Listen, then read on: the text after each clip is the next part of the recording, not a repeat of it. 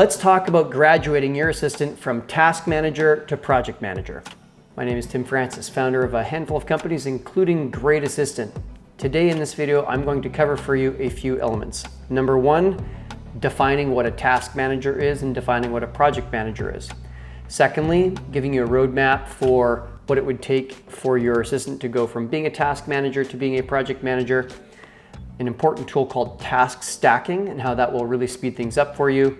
And finally, a surefire sign that you might be moving too fast, too slow, or just right in your progress with your assistant. So let's dig in. And as you can tell, I'm following along with some notes here. And let's begin by defining task manager versus project manager. In my opinion, a task manager is going to be someone who knows how to take a task. They may not understand what it is or what it means, but they can take that task, get it into a project management tool like Asana, Basecamp, Teamwork, Notion, however you're going to manage tasks. They can also assign a due date, assign an owner of a task, and then possibly even follow up with the owners of tasks if tasks are becoming due. That's how I define a task manager. A project manager, on the other hand, is significantly more advanced and complicated. So a project manager needs to know all the players involved, who are the people involved. They have knowledge of industry acronyms and workflows and lingo. They have knowledge of the company's, your company's acronyms, workflows, and lingo. They understand the actual journey that the end user is going to go through once the end user is using whatever project is being created. Now that could be an external end user, like what is the customer's journey as they use this new website that we're building. Or maybe it is the internal user. Maybe if our teammates have to submit their hours to get paid, what's their journey? Whoever the project manager is, they need to understand what the end user is going to be going through. The project manager likely also has contacts that they can reach both inside the organization and outside the organization for help. That could include vendors, including even possibly some helpers online, like on Upwork.com, or similarly ranked or positioned colleagues in other businesses. So maybe there's other project managers in sister companies or companies that are friendly to you. They might even have mentors to reach out for help internally. And so they might be looking to you for help, or maybe even externally. Maybe there's a coaching program or some kind of mentor they could get for additional help. A project manager is also going to understand the basic functionality of all the tools required to complete this project. That doesn't mean that they have expert level knowledge, just basic knowledge. So for example, a project manager of a website project would know like the basics of, not all of coding, but just kind of like some basics of HTML, basics of how WordPress works, basics of maybe even how a little bit of Adobe Photoshop works, so that the project manager can speak the language. Now, obviously, the more basic the project, the less there is to learn. And that is a part of the process of leading a project manager, is helping them to know what the scope is. So as you can see, a task manager could come in, they may not have a lot of knowledge, but if their wiring is right, they can be detail-oriented and organized, whereas a project manager has to understand a lot about tools, they have to understand a lot about workflows and the ecosystem in which they're organizing and operating. Okay, so that's the difference between, in my mind, task manager and project manager. Now, what about the roadmap for a task manager to become a project manager?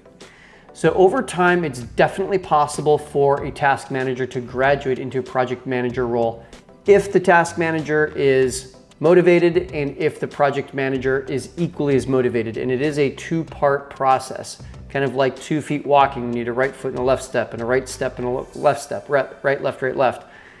Taking over the totality of a project involves a good deal of complexity. So for your assistant who's acting as your task manager, they're gonna have to get to know people, tools, process, and lingo. And in my opinion, there's 5 elements that are required for your assistant to take that journey from task manager to project manager. So number 1, the task manager needs to be given tasks which are well selected and well defined. So we use the 7 yes test and 360 delegation to make that happen. And those tasks are delegated effectively in a sensible sequence. The order that you hand off tasks makes sense. So again, if you're using 7 yes tests and 360 delegation, that should be very straightforward for you. Okay, the second item that you need.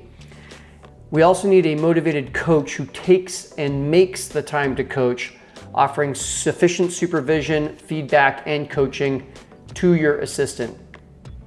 Now, I will tell you that far more often when I see this breakdown, it's not because the task manager doesn't step up to the plate. It's actually because the coach, who's oftentimes the entrepreneur, the CEO, the leader, they're the ones that drop the ball because they're not making enough time to coach, give feedback, train, delegate, et cetera, et cetera, et cetera. So it is oftentimes up to the entrepreneur or the leader to be stepping up to the plate. Third element that we need is we obviously need a motivated assistant who's acting as task manager who wants to move into a higher responsibility position. If they don't actually want the responsibility, then no sense in putting them in that position. And that motivated task manager also has to have the right wiring. They have to have good attention to detail. They have to be organized. They want to be with the organization for the long term. No sense in training someone on all the tasks and lingo and workflows if they're just going to leave your business in 30 days, 90 days, 6 months, right? We want someone who wants to be there long term and their world is set up for them to be there long term. They don't have like 10 clients and 3 sub-assistants running some virtual assistant agency. No. We want an assistant who's focused, dedicated, has just you or maybe you and one other client, that's it. And they are really setting themselves up to be the assistant, not an agency with multiple assistants. That's the third element. The fourth element we need are the right expectations. If you think your assistant's gonna go from task manager to project manager in 7 days, it's not gonna happen. You need multiple cycles of whatever it is that you're doing before an assistant can take it over. So you gotta be realistic about the timeline and the amount of time and energy you'll need to put in. And I think if you have the right expectations and you set those expectations with your assistant, say, hey, it's not a problem. I know you're not gonna get this right the first time. It's gonna be a process. We're gonna grow together. Be very reassuring that way. And I think that you'll be nailing the expectations. The fifth and final element for your assistant to go from task manager to project manager is simply sufficient reps and time. So you need to be able to put them in that scenario week after week or month after month so that they can continually learn and get better and get feedback over and over and over again. And I think that part of that sufficient reps and that sufficient time is actually sufficient feedback, right? So after each attempt, let's say that your assistant is setting up a monthly webinar for you, give them feedback. And it doesn't have to be critical, it can be collaborative. You can simply say after each webinar ends, even if you just take 10 minutes and say, what worked, what didn't work, what would you do better next time? And then identify those. It can be as quick as a 10-minute, 15-minute conversation. Your assistant can then go back, make some improvements. Maybe you'll have to get involved and offer a little more training, and you'll be better and better every single repetition. So sufficient reps, time, and feedback is the fifth element. So those are the 5 elements required for your task manager, your assistant, to become a project manager in your business. So let's talk about this next idea. It's incredibly helpful on this graduation path, and it's the idea of task stacking.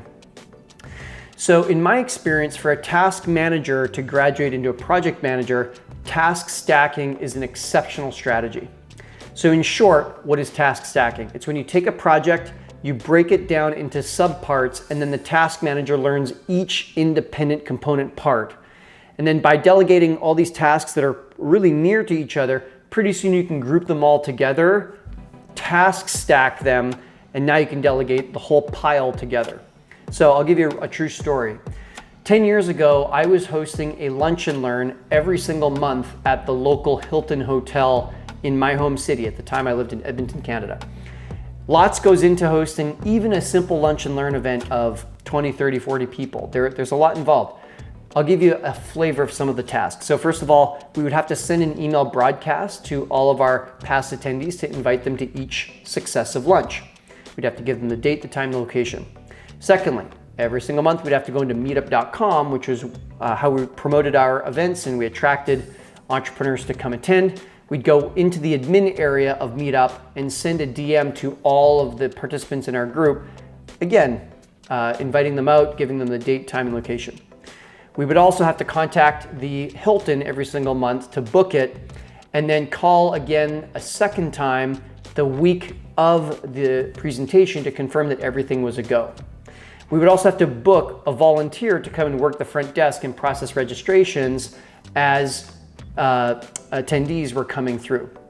We also had to book our videographer every single month to come and shoot our sessions. And then the day before the event, we would have to send a final number of registrants to the hotel management at the Hilton so they could prepare the proper amount of food. They always had a buffet ready that they would have more or less food based on how many people we had coming to lunch. Now this is just a selection. There's more that went into it, but that's a flavor of what would happen each and every month. So to begin, I personally had to define and design. Define and design. So I had to define the outer limits of the task and then design how it should be done. This is where I use 360 delegation. My assistant then worked at that time only as a task manager. She would capture the required tasks that were needed into our project management tool. We were using Asana, and then she would remind me when deadlines were coming. So I define what does a successful lunch and learn look like. I came up with the steps, hand that to my assistant. She input it into Asana, put the dates on it, and then she'd remind me to keep me on track. Great, that's awesome. We were at the task management stage. Soon thereafter though, I started bringing her more into the business and started handing over a few steps to her. We would do the next lunch, we would do a quick retrospective, what worked, what didn't work, what could be better, and she would make some improvements. I'd teach her a few more things, the next month would come, she would do even more tasks. So she kept taking over more and more and more of the component parts of our lunch and learn until she'd actually taken over every single step that she possibly could. Now I say possibly, because there were some things she just never was going to take over. I was still the proverbial surgeon in the room, where I was focused on strategy, high-level access, and she did everything else. She was the proverbial nurse, nurse assistant, physician assistant, operating room manager, janitor, scrub nurse, et cetera, et cetera, et cetera. I did just the surgeon room, she did in the room part, and she did everything else. So, for example, what were the surgeon in the room parts that I did? I'm still the one who picked the date that we would do the lunch. I would pick the topic. I would write the promotional copy. I would then create the speech that I'd give. And then the day of the presentation, I would give the speech. So there's really only 5 things remaining that I did. She did the other like 30 or 40 steps, okay? And we got to that point where all I would have to do at that point is basically just show up, give the talk, shake some hands, meet people, and that was that. So now also watch that as she was learning how to do more and more of the component parts, she was learning, right? She was learning every single month more and more who the key people were, who the key vendors were, acronyms, workflows, and tools. So for example, she learned how to log into meetup.com. She learned how to send messages to people in meetup.com. She learned how to log into our CRM. She learned how to send email broadcasts inside of our CRM. She gained first name relationships with our different vendors, with our 3 registration volunteers. We had 3 of them, and sometimes it'd be person A, sometimes it'd be person B, sometimes it'd be person C. And because my assistant got to know all 3, she could just directly contact the first person. If they weren't available, no problem. She would just directly contact the next person. My assistant didn't have to keep coming back to me because she had developed the experience, the repetition, and the relationships with each of the registration volunteers. Same thing with our videographer. She got onto a first name basis with our 2 different videographers. We only needed 1 videographer per month. So if there ever came a month where videographer number 1 wasn't available, not a problem. My assistant did not have to ask me for help. She could just go to the next person. We had an approved list of vendors for each of the important roles, and my assistant could just go down the list and ask the next person if she ever needed to. Those first name relationships were powerful. And she also developed a great first name relationship with hotel management. She actually developed such a good relationship with them. And then obviously I had such a nice experience with them, and I was obviously professional and courteous when I was on site at the Hilton, that the management actually let us just store all of our banners and everything at the hotel. So every single month, I didn't even have to lug the banner back and forth or any of our materials. We could just leave it at the Hilton, which was really, really, really, really, really nice. So we got to a point where we then task stacked all of these subtasks my assistant was learning into one process called, like a super process called production of monthly lunch and learn. And we got to the point that basically I could just say to my assistant, hey, let's basically run the algorithm, or let's run the formula. Let's go do the next lunch and learn. Here's the date that I'd like to do it. Here's the topic, here's the promotional copy. And she would go and take care of absolutely everything else. It was simply awesome. So let's talk in the final phase of our chat today about how you can tell if you're going too fast or too slow and what you can do about it. So I would say overall, your assistant graduating from task manager to project manager, at no point should it feel overwhelming. It shouldn't at any point feel like this is a massive leap where your assistant, it feels overwhelmed because they're jumping in the deep end or something like that. It should always just feel like, hey, it's just not a big deal. It's just the next logical step, the next step, the next step, the next step, until one day you step back and you go, oh my goodness, my assistant is basically running this whole thing. And it kind of sneaks up on you that they've made this graduation. If at any point they are feeling overwhelmed, then if it's feeling like too big of a leap, then there's likely one of 4 reasons why and what you can do. So the first reason is they don't know enough of what to do, so all you got to do is simply offer more training. If that's not the issue, then you simply maybe need to offer more guidance, either live where you help them do the task, or you look over their shoulder while they do it. Maybe they can watch you do it. Or maybe you just need to double check their work before release because they're nervous that they're going to disappoint you with the quality of their work. That would be the second reason and solution. The third reason and solution would be that perhaps you've delegated too big of a task and need to unpack it into smaller pieces. And then in that case, your assistant now has a fighting chance to actually get it right. The fourth problem is unrealistic expectations. So the solution is just to lower your expectations a bit for the short term, take some pressure off your assistant, and give it a little more time, a few more reps, and I think you'll be delighted how far it comes. So there you go. Those are the keys to the kingdom of how you can take an assistant who is a great task manager and over time graduate them into project manager. Hope that was helpful.